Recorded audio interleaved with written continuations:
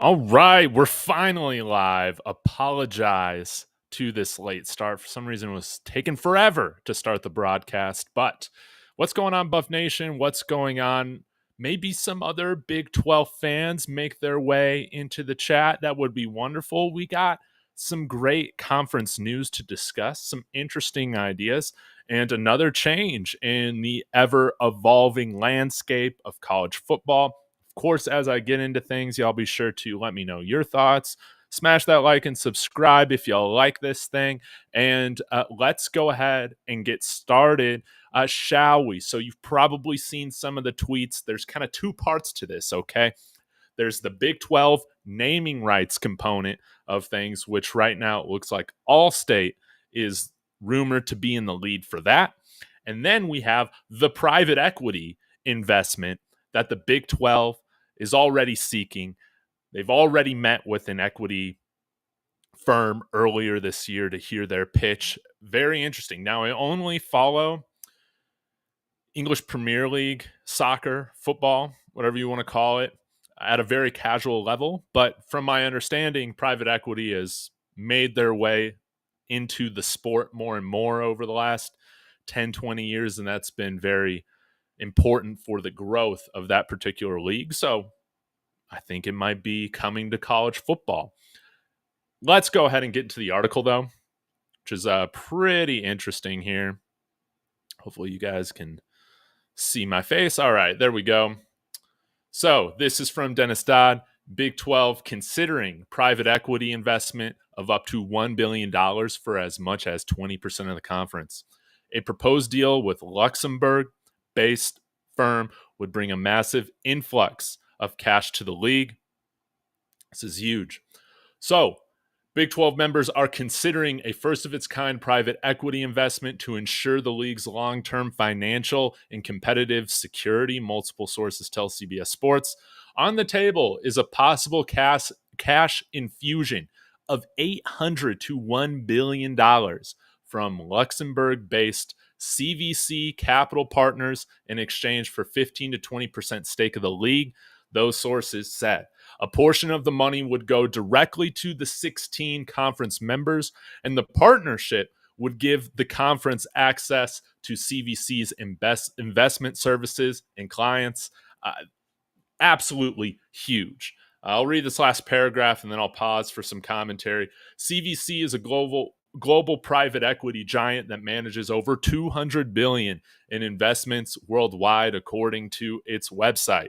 The firm made a presentation to the league at a recent Big 12 spring meetings in Dallas. So this is something Brett Yormark, he's the perfect commissioner for this conference. And in order to bring this conference kind of up from being one of the conferences that's kind of crapped on, all of that, you got to think differently. You got to have that entrepreneurial mindset, right? That's why I thought Coach Prime and Brett Yormark, there's some good partnership energy there, I think, between the two of them to really maximize and help the conference, not just Colorado. And this is big news because if the Big 12 can get some kind of investment like this, they go on to say later on how it would put the Big 12, quote, much closer to Big 10 media rights, which is around $75 million a year, y'all. Right now, 37.1 is what's to be estimated from the media rights deal on average through 2031. But private equity would be able to, in a sense, make up for the revenue difference that is lost with some of these different media rights deals. And I think that this is an advantage for the Big 12 to seek private equity, to seek a naming rights deal, which would probably add $2 to $3 million per school if it's split up evenly for that, like from Allstate. And again, the Big 12 or the Big 10 has, this nice reputation that goes with it. Same with the SEC, those mean things. This, I think, again, the Big 12, this name doesn't exactly have the best reputation, regardless of how you feel about the conference. It's kind of viewed as a secondhand conference when compared to the Big 12 and the SEC. None of this is shocking news, right? But what I like about Brett Yormark is that he's using this to his advantage. Okay, some schools might have real issues selling the naming rights to something like the SEC or the Big 10. If the Big 12 does it then give them more ammo, these other conferences, to go ahead and do it? Yes, but just let us have our moment, okay? That we can be the first ones to this. And this could help us get to that level of the Big 10 or the SEC when it comes to revenue. This is also something that puts it ahead of the other Power 4 conference that's holding on by a thread, the ACC, because they are way too divided for anything like this to happen. You got members that are wanting to leave. You have members that are just paying their own way, like SMU. Too divided for something like this to happen, and this could make the Big 12 an attractive option for some of these ACC schools. University of Miami? That would be really cool, I think. But anyways, all this to say, this is fantastic for the long-term health of the Big 12 conference. You know, so often there's been talk about, well, you can't compete with the Big 10 and the SEC. So what you're going to do, it's eventually going to be a two-team powerhouse league type of thing. But there's too many teams. And we have too creative of a mind with Brett Yormark not to at least get ourselves in the conversation. This would give every team, if this private equity deal goes through, in a sense, it would give every team that max salary cap of $22 million to start spending with, baby. That is nice stuff, okay? Now, how do they distribute that between the rest of the sports? I don't know how that's going to get figured out, but I imagine probably 80-90% of this $22 million is going to be going towards the football players, as it should be. They're the ones that are bringing in the money. I have long said that Coach Prime did so much for Colorado for the long term. And getting us into the Big 12 is one of those things. It's been really funny because some people will say, well, Dave, Colorado would have made it regardless of Coach Prime. I don't necessarily believe that, but I definitely can tell you this, is that without Coach Prime, I doubt we get that first invite from the Big 12 to make that jump, which came with, if I'm remembering correctly, is either a $2 million, $2.5 million bonus or like $3 million, something like that, to be the first to jump. We wouldn't have been a priority, and I think we would have been very lucky still to make it into this conference. But the long-term stability, not only for Colorado, but for the conference, a lot of emerging brands, a lot of new money is coming into college football, and particularly in the Big 12 conference. We can talk about UCF is really here to play. Kansas, over the recent years, has really started to invest in football. Kansas State on the rise. Texas Tech, of course, one of the more traditional programs throughout the history of the Big 12 now. I think they're emerging. You got a lot of other schools that have been competitive in the past, such as Baylor or Houston long ago, that I think have the potential to emerge. So, and that's not to say you already got, I think, good brands that are going to be getting more exposure and notoriety coming over from the pack. Utah, of course, Arizona. We'll see what happens with Arizona State. They've been kind of a disappointment, but it is what it is. I think there's a lot of great momentum going for the conference right now. And lastly, wanted to talk about the naming rights. Let me go ahead and open up my bookmark tweets here. You guys will like this.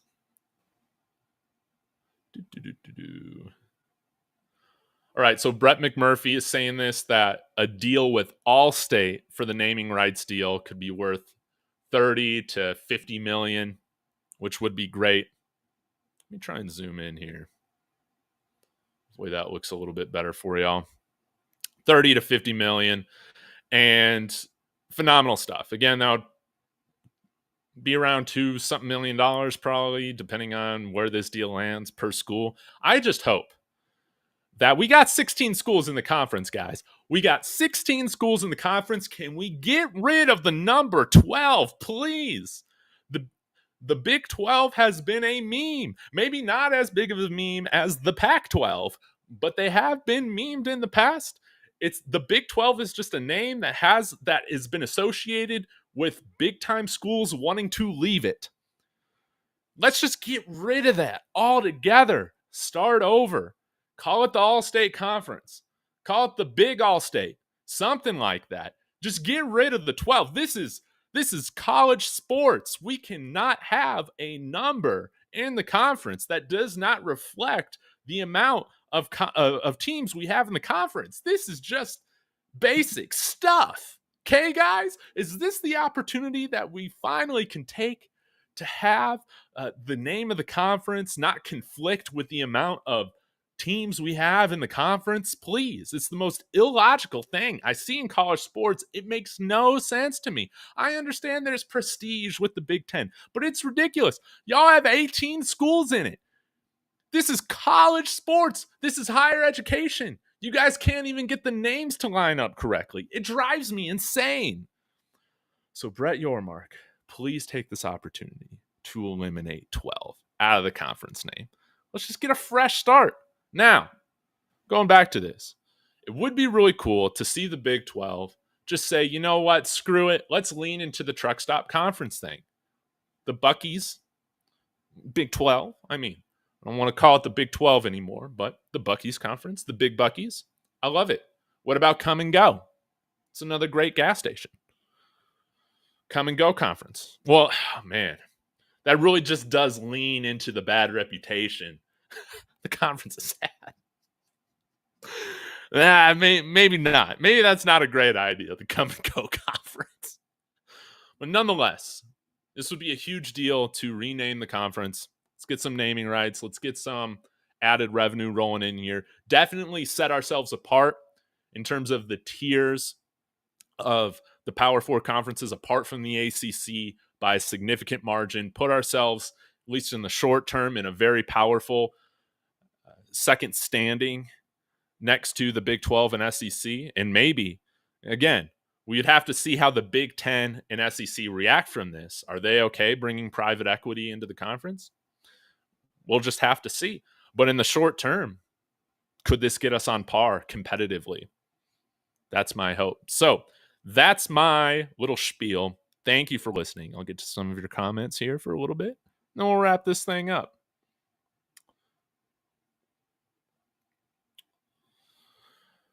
Run tell that. Saying CU has to get more money to compete with the top two conferences. Yes, and that's what every team in the Big 12 is saying right now. No doubt. No doubt. Because there are some really good programs in the Big 12. But there is a financial disadvantage that if you're not in those two conferences, you have to be creative in order to find the money. I agree with you, Eric. Brett Yormark is the best commissioner, especially for this type of conference. You got to think outside the box.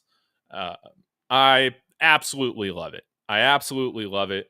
And it would be really cool, I think, to see a third conference really rise to power and be alongside those two. I think college football is better for it.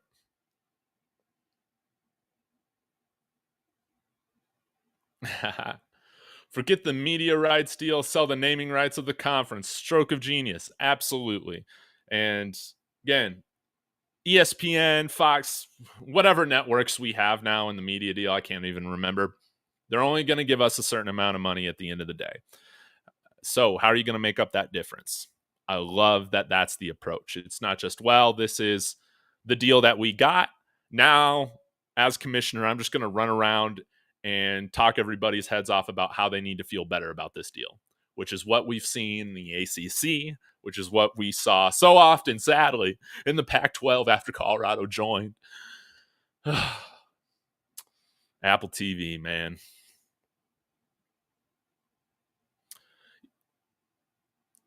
Yeah, so about 32 million. Again, Big Ten with this next deal, it's going to be around 75 million per school. I think the SEC is somewhere around that too. I think they might be somewhere between 65 and $70 million, something like that.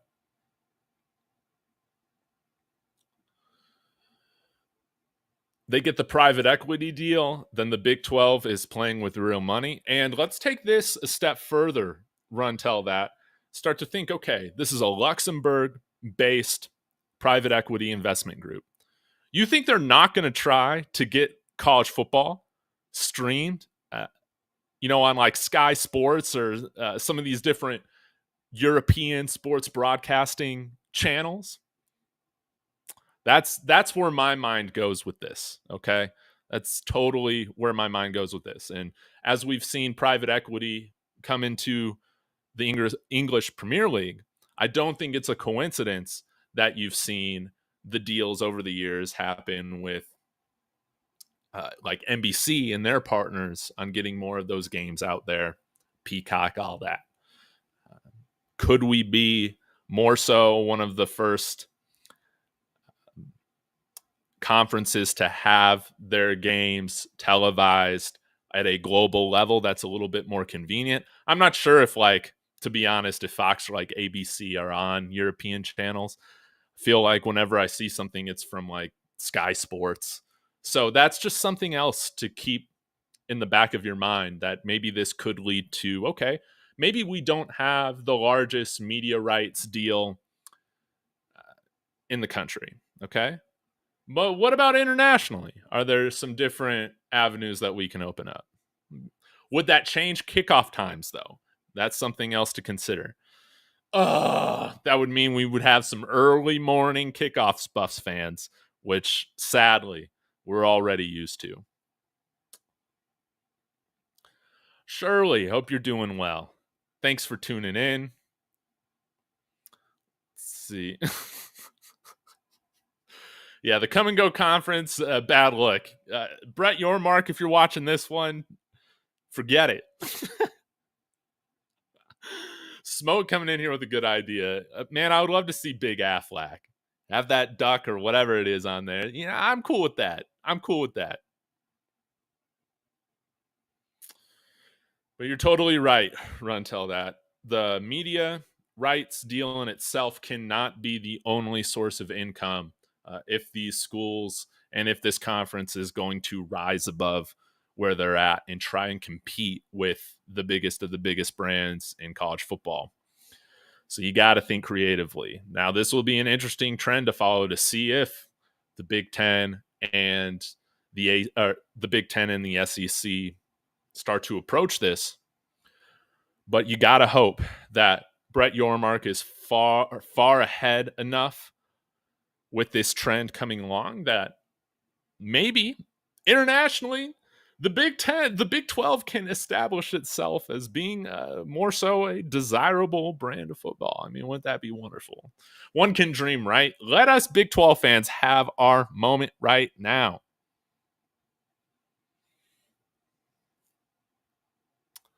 So, old school saying, what? I was about to say that we are used to it already, been like that, just 80s and 90s.